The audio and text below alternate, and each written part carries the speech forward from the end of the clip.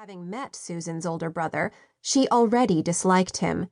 Savannah couldn't imagine a brother refusing to attend his sister's wedding, no matter what his personal views on marriage happened to be.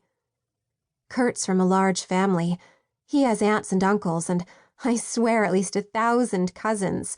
We'd like to invite everyone, but we can't. The invitations alone will cost a fortune. Have you thought about making your own invitations? Susan shook her head. I'm not very artsy. You don't need to be.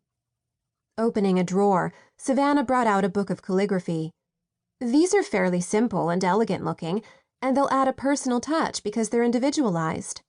She paused. You'll find other ideas on the internet. These are beautiful. You honestly think I could do this? She looked expectantly at Savannah. Without a doubt, Savannah answered with a smile. I wish I could talk some sense into Nash, Susan muttered, then squared her shoulders as if she was ready to take him on right that minute. He's the only family I have. We've got aunts and uncles here and there, but no one we're close to, and Nash is being so unreasonable about this. I love Kurt, and nothing's going to change the way I feel. I love his family, too. It can be lonely when you don't belong to someone. That's Nash's problem.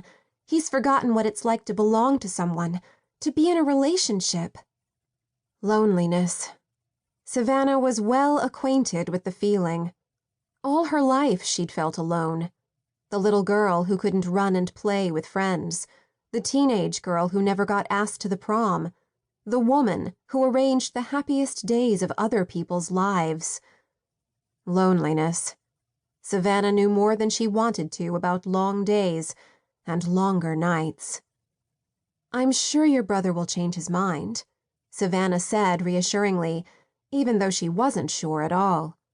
Susan laughed. That only goes to prove you don't know my brother.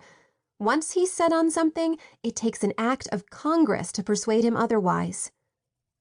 Savannah spent the next hour with Susan, deciding on the details of both the wedding and the reception. With such a limited budget, it was a challenge, but they did it.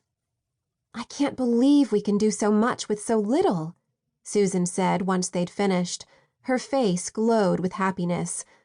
A nice wedding doesn't mean as much to Kurt as it does to me, but he's willing to do whatever he can to make our day special. Through the course of their conversation, Savannah learned that Kurt had graduated from the University of Washington with an engineering degree. He'd recently been hired by a California firm and had moved to the San Francisco area, where Susan would be joining him.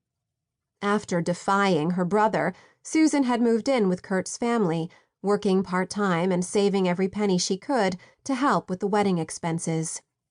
I can hardly wait to talk to Kurt, Susan said excitedly as she gathered her purse and the notes she'd made. I'll get back to you as soon as he's had a chance to go over the contract. Susan paused. Missy was right. You are wonderful. She threw both arms around Savannah in an impulsive hug. I'll be back as soon as I can, and you can take the measurements for the dress. She cast a dreamy look toward the silk and taffeta gown and sighed audibly. Oh, Kurt's going to die when he sees me in that dress. You'll make a lovely bride. Thank you for everything, Susan said as she left the store. You're welcome. It was helping young women like Susan that Savannah enjoyed the most. The eager, happy ones who were so much in love they were willing to listen to their hearts no matter what the cost. Over the years, Savannah had worked with every kind of bride, and she knew the signs. The Susans of this world were invariably a delight. It was highly unlikely that Savannah would ever be married herself. Men were an enigma to her.